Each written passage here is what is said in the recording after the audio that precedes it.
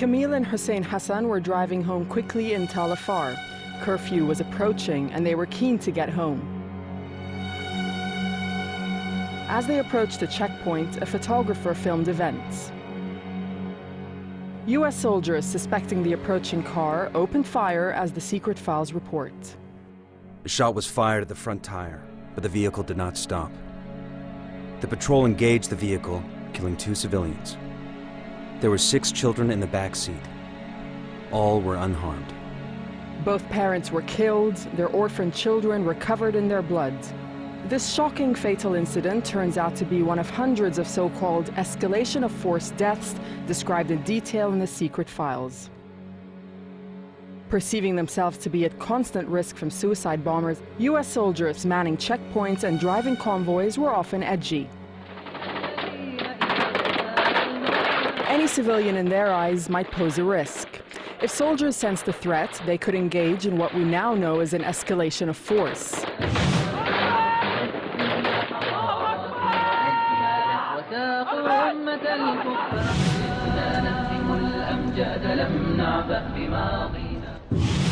Hand signals, flashing lights, and warning shots were all supposed to be used. Most escalations ended harmlessly. The files record almost 14,000 incidents across Iraq, but in some cases, people died.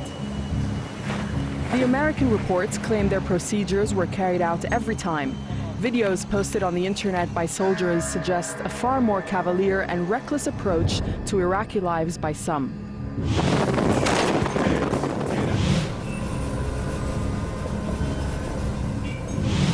The United States has always claimed it has not kept full records of escalation of force deaths. The files prove otherwise.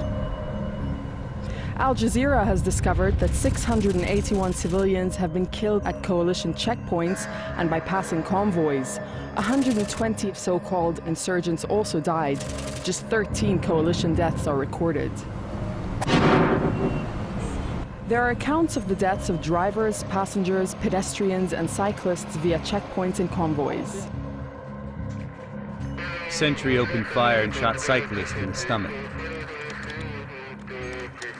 Bullet ricochets and hits 1 local national, 9-year-old girl. The man was said to have been mentally handicapped. We've also found reports of pedestrians killed not for carrying explosives, but for a suspicious pack of grain, a case of books, cigarettes, or an empty plastic bag. Escalation of force deaths grew rapidly in Iraq. In 2004, there were 22 civilians killed. The next year, that rose to 278 civilians killed. The map shows how incidents track the lines of Iraq's roads.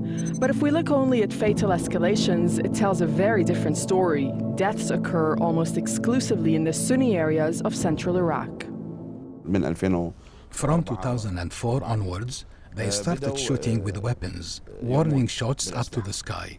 But after that, they started shooting civilians. Colonel al-Sheikhli described to Al Jazeera an incident in one of his police districts. There was a family driving in a car, and the American convoy wanted to overtake them. So the civilian driver became confused. He was an older man, and he didn't know whether to move left or right. And so the car was shot at and burned to the ground with the family inside. In 2006, the US military began to change its rules on escalations of force, worried about the impact of so many civilian deaths. Death rates did drop, but many more were still to die. Confusion or a simple mistake could have deadly consequences. 75-year-old Kakarish Ali Khaled died at a US roadblock in Kirkuk in January 2007. His nephew, Karzan Shirabiani, is a London-based filmmaker. Trying to find out why the Americans killed his uncle, he went to Kirkuk in search of answers. The Americans refused to speak to him about what happened. I was lucky enough to have witnesses. He was shot dead by Americans at a checkpoint. Kakaresh is one of the 681 civilians whose killing is detailed in the secret files. The gunner waved his hands, yelled, and showed his weapon with intent to use it. When the vehicle was 75 meters from location, the gunner fired a second burst of 9 rounds. Local national exited the car and walked approximately 10 meters and laid on the ground. Al Jazeera showed Karzan the coalition report the first time he was able to see the American version of events. It contradicts what witnesses told him about his uncle's death. I just don't need to carry on reading this because this is completely in contrast to the eyewitness.